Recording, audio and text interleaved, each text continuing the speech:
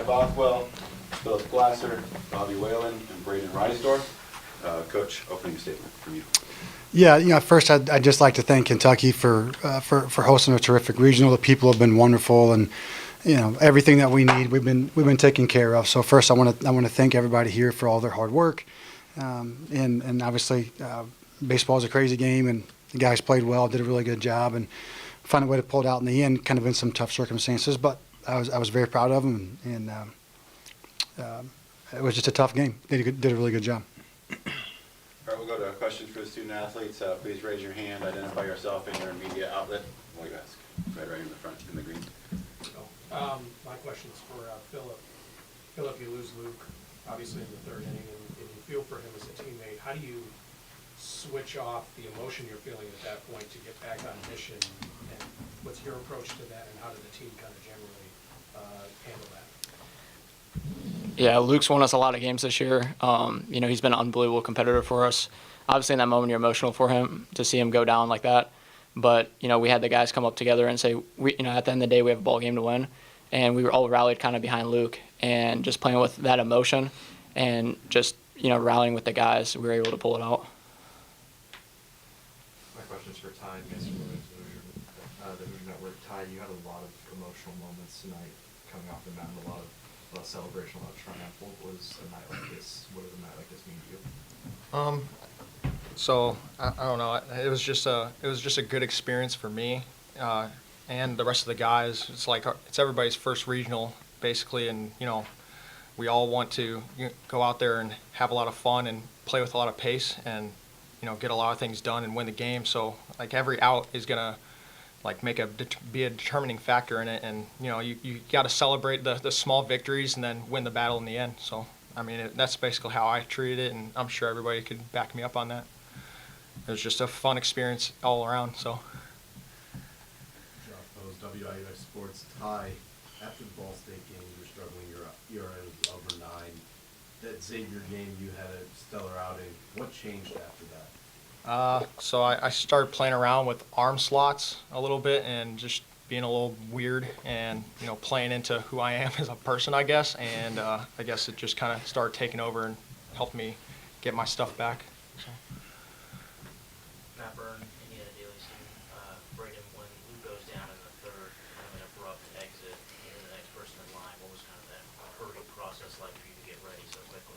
Well, the nice thing is you actually have as much time as you need, so that kind of helped. Coaches made sure that I cooled it down a little bit because you don't want to get too fast and mess everything up. So it wasn't too bad. I mean, not a whole lot of thinking going on behind that, so I saw that it was my time to come up and did my best.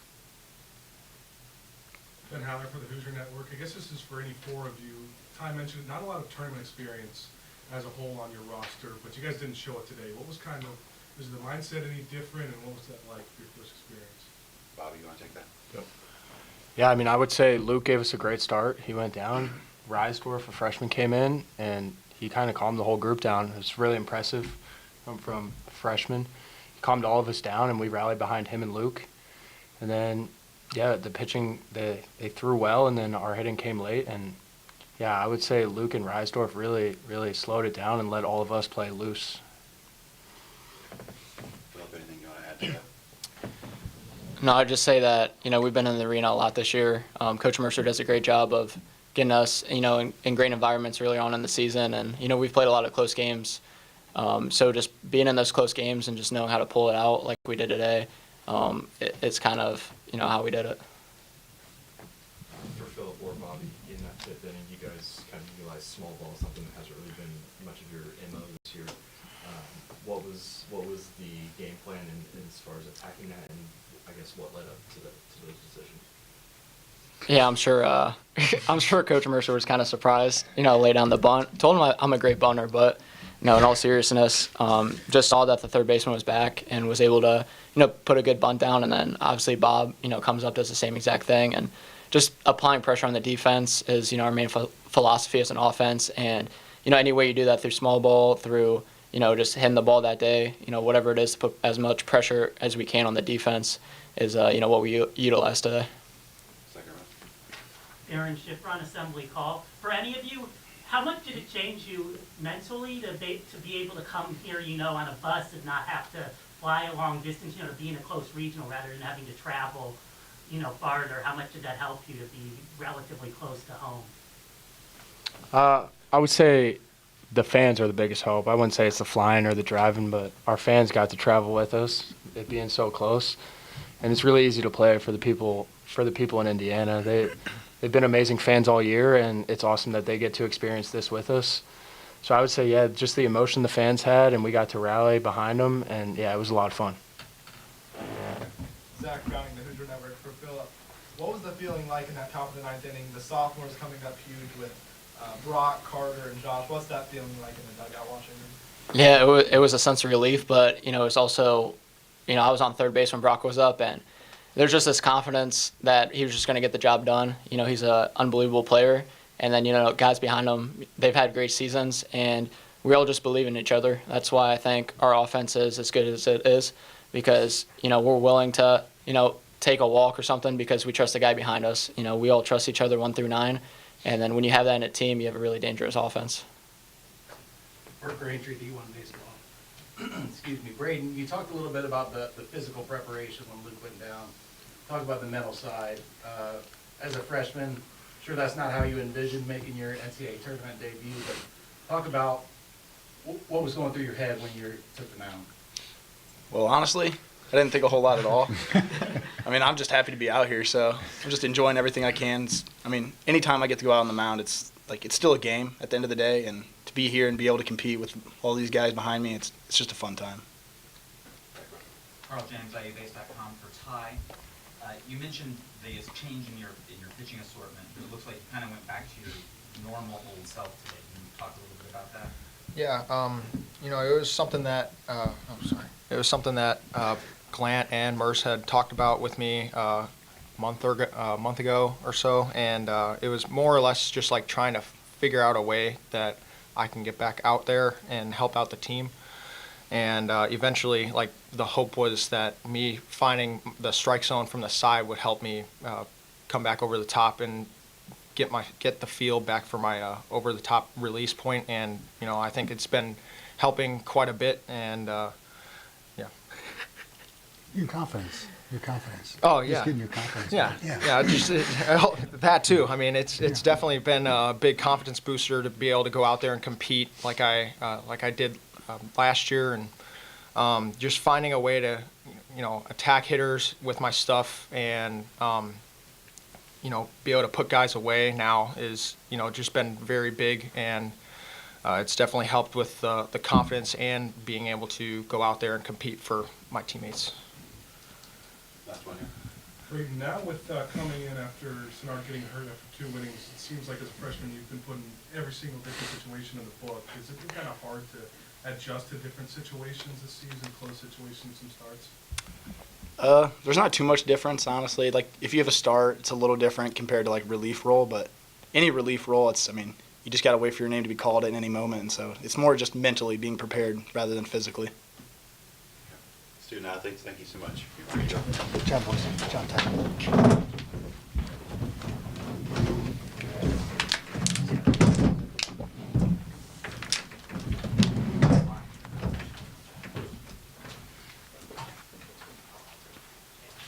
All right, questions for Coach Mercer?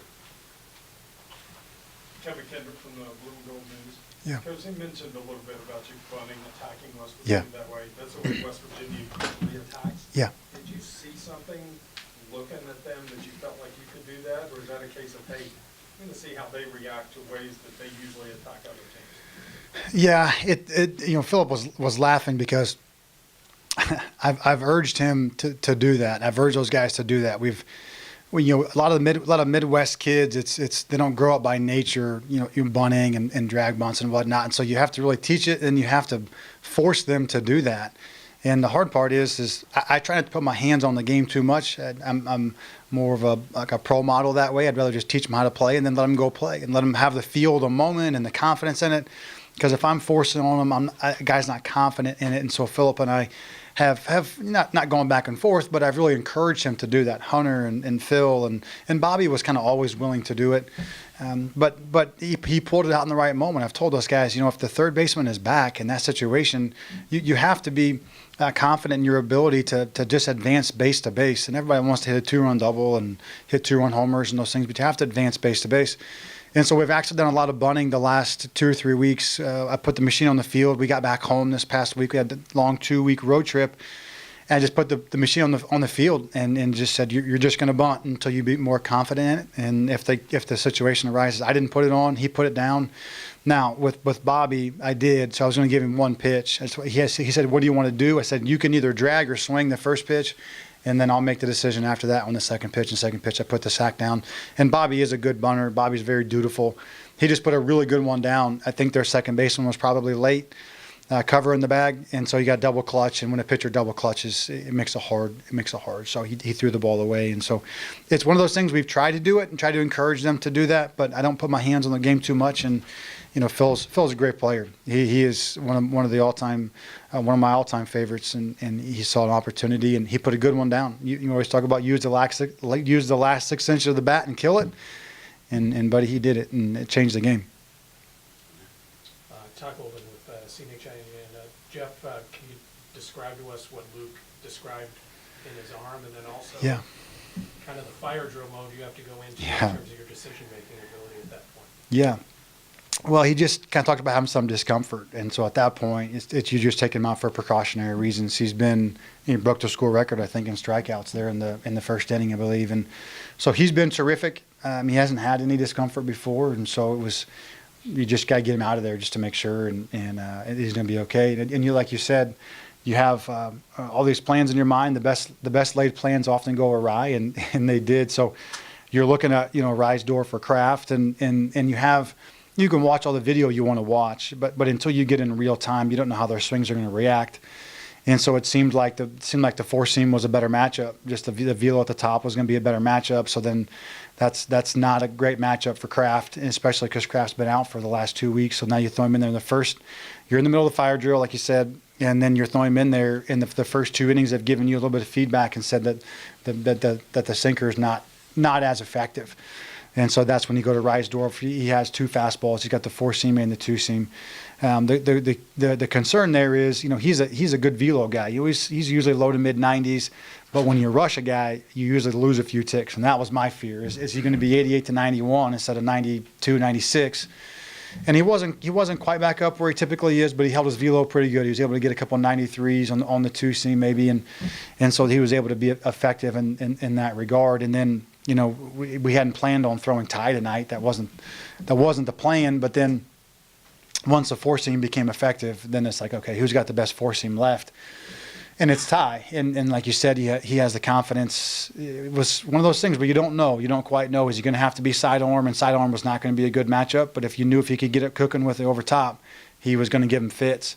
I think he threw one sidearm fastball, got hit for a double to right field, and we put that in our back pocket. So, and then he just kind of that low slot ride. And when he gets going, he's like a bowling ball down the hill. So he was really good. So yeah, it was a lot of problem solving in the moment. Coach Clant does a great job. We always have contingency plans. That wasn't one of we had, but we had 3 or 4 kind of guys that we were looking at. We wanted to see how the game played out. And once we realized that was going to be our most successful avenue, then you have to switch out pretty quick and find your right matchups. And we did. And Dustin did a great job. But most importantly, the kids did a great job. It's really easy to panic in that moment. You got to be kidding me. He's our all-conference guy. He's gonna strike out 15 today, and he's going to give us 7. And now you have to switch gears. So credit to the kids. Credit to Braden Reisdorf for a freshman coming in that moment. And then the boys just stay in the course. Just stay the course and stay the course and stay the course. And just be too tough to quit. Just be too tough to quit. Be too tough to roll over and feel sorry for yourself. There's problems in the world, and you got to get over them. Got to get up and go to work every day. So those boys did a really good job. You guys were able to take advantage tonight of all the West Virginia mistakes. They obviously threw the ball away a couple times on the bunt. they had the wild pitches that allowed runs to score. Yep. They misplayed a couple balls in the field. How important was it for you guys to be in that position late and the ability to take advantage of every mistake and make them pay for everything that went wrong in the field for them? Yeah, we were really fortunate. We did. We took advantage of each one of their miscues, and they're a great team, and Coach Mays is a great coach, and they're very fundamental, and that was uncharacteristic. But for us, we had to capitalize. We had a couple 2-out hits. You know, they throw the double play ball away, and we load the bases. They kind of pitched around Hunter Jesse. The pitch to 8-9, we go strikeout, and then Philip Glasser comes out with a big 2-out hit. Right, you have to take advantage of the miscues. You know, we get late there, and they misplay a ball in right field for a triple, and we go base hit, and then we go homer. And so they can give you a window and an avenue and an opening, but your guys have to still go through and walk through the door and capitalize. And we did a really good job of doing that, staying calm, staying collected in a big environment, and finding a way to just be dutiful. You preach every day to the guys, like the more fundamental team has the best opportunity to win outside of a heroic performance on the mound from one team or the other. And if you can just take care of the ball, that's something that we didn't do. We did that the last 2 weeks. You could tell we were a little run down, a little tired, a little bit of mental fatigue, and we made physical mistakes. We made errors. We gave somebody else opportunities to capitalize, and today we were able to reverse the roles a little bit. But yeah, that was out of character for them. They're a terrific team and very, very well coached, but we were able to come out on the right side of it today. You didn't necessarily score a ton of runs in the first couple of innings, Yeah. but you were able to run tracks pitch count up. Yeah. Was that intentional when you talk Yeah. about approaches? Yeah, he's tough. My elbow hurts because I've been throwing sidearm for the last week, trying to get ready to go. But he's tough to square up, and this ballpark is beautiful, but it plays big to center field. You're just not going to leave the ballpark into the middle. Josh Pine hits that ball to left center about as hard as he can hit a baseball. So if you're not going to hit a home run to center field, and you're going to have to string it together, then the one thing you can't do is you can't have early weak contact and give away outs. And you're just going to have to work. You're going to have to work the pitch count. You're going to have to foul for 2 strikes. You're going to have to be okay with getting in the count and fighting a little bit and trying to advance it. And we did that. Like you said, we got in the counts. We fouled 2-strike pitches off. We competed really well. We tried to take the ball the other way. They ran some good shifts, and we didn't hit into them. Meaning, like, we didn't try to do too much with the ball. And it's easy to do, when a guy's has great numbers, he had great success, but he doesn't throw very hard. There's a variety of pitches in different slots. And you're just going to I talked to him, I was like, we need to go into it. I said, if we can go into it and have 12, 14, 15 hits, if we have 14 hits and 12 singles, but we score 8 or 9 runs, that'll be a great day for us. We're just not going to go clobber this guy and hit 3 or 4 homers. And so we did that. We were very dutiful, hit the ball the other way. Bobby's base hit, the double to right center was big. And just kind of working, you got to play the game the way the game is requiring you to play the game. And today the game was going to require us to just take your base hits the other way, take your singles, maybe a few bunts when the time calls for it, and hope that the other team blinks first. And we did a really good job of that. It's kind of funny how the game is so different. Last week we faced Brody Brecht throwing 100 miles an hour, and then you have to have a game plan for that. And then you have him today, his numbers are terrific. He's a really good college pitcher, and you have to have a completely different game plan. And we were honestly able to execute both plans for pretty well. Jack Ankeny with SI Indiana. Coach, you have a group of young hitters with Taylor, Matheson, Tibbetts, Pine. Yeah. I know they've produced for you all season, but in a regional atmosphere like this, with Sennard's injury and all the adversity that goes through with that, what does that kind of say about their maturity to be able to step up tonight? Yeah, you hit the nail on the head there. And I know I've said this for those who have been in the meetings, but when you go through the recruiting process and you recruit families, you're recruiting families with high character, you're recruiting kids with high character, because for us, we're going to play young guys. That's our model. That's what we do. We're going to play young guys, and we're going to go through the process with them. And so, good people of high character make good decisions. They work hard, they make good decisions. And when you do that long enough, you're able to go and be ultimately successful. Baseball is just another facet of life that good people do those in any facet, any area. And they're very talented. They're very capable. And so when you've played, I've told those guys the last 2 weeks, I said, listen, you can only play the harp on being young for so long. You sophomores have played 120 games. Carter Matheson's played almost every game, if not every game of his career. Same thing with Tibbetts, same thing with Pine. Those freshmen, Taylor and Cerny and Rise and all those guys, those guys have played 50, 60 games now. So it's time to, it's time to go. You're experienced now. You gotta be an upperclassman per se. So, but I think it comes down to the content of the person. When you have really good kids from great families, they develop faster and they can handle moments. And you gotta throw them in the deep end. We open up. We go to Texas. We go to Auburn. We go to East Carolina. We play Kentucky earlier this year. We play Louisville. You go play. Obviously, our league is strong. We play Maryland and Iowa and all those different teams. And so you got to be willing to kind of roll with the punches with young guys. But if you'll do that, you'll build a program, right? You'll build a program. You'll build something that's sustaining in perpetuity, and it's built on the foundation of really good kids who are talented from great families and are able to go and handle failure and grow up and become great players through it. Coach, today marks the first win in the opening round of the NCAA regional for Indiana baseball since 2015.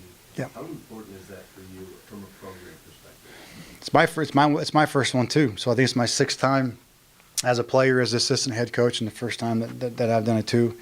Yeah, it is. It's a big deal. It's a big deal. We've worked really hard the last couple of years to stick to our plan, to stick to our process, and to build this thing the way that we think that we need to build it to be able to compete at a national level at Indiana.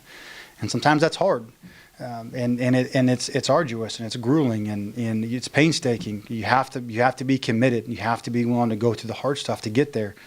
And so you every now and then you get these little moments where you get to really enjoy them. And it's a big day for us. And I'm really proud of the kids for sticking to it and fighting through it and doing those things. But you're right. I'm not gonna give you the cliche talk and say it's just another game, because it's not. It's a big deal, and I'm really proud for the kids. I'm really proud of the program for sustaining itself and being able to go back and compete at this level. Coach, Carter Matheson, just kind of like Ty, started out a little slow this year. Yeah. After a big year last year. Yeah. He's gotten incrementally better throughout the Yeah. year. Yeah. Looks like he's right at 12-game hitting streak, and tonight barreled 2 balls the other way. What Yeah. are you seeing from his adjustments to allow him to have the success he's had over the last 10, 20 games? Exactly what you said. I'm not moving enough. I gotta wave my arms more to keep this light on. No, exactly what you said. He started a little slow last year and then caught fire down the stretch, and there's not much of a scouting report on him last year, and so he kind of takes off. Kind of the same thing this year. A little bit pull happy, a little bit pull side dominant, not recognizing off speed pitches, not using the other side of the field. I mean, you can see where they have those shifts, those massive pull side shifts on him, and they're not quite as accurate as they once were, because he's able to use that part of the field more so than he has earlier. He's a supremely gifted and talented player. Physically, he's as gifted and talented as a player as I've ever coached. But you have to match the wherewithal and the understanding of the game and what's happening around you to your physical ability. And so he is a great rotator. The way his hips move, the way his body moves, how twitchy he is, the strength and the twitch. He's a great rotator. And so he has the ability to hit the ball the other way with great velocity. He burns the left fielder on that double to left field. That ball's hammered. And so he's gotten better at being able to hit the ball the other way and stay on the ball. And, as your sophomore year, there comes, especially when, he very easily could have been the Big Ten Freshman of the Year last year, right? That wouldn't have been a bad selection, especially as a true freshman. But, when you go through that, now there's a target on your back when you're an All-American, and everybody knows, and everybody's got TrackMan and all the hot and cold zones. And so you perform like a top 50 or 100 player in the country, except your experiences don't match that. You're not a third or fourth year guy. So that takes time for those things to work their way out, and understanding what his hot zones and cold zones are.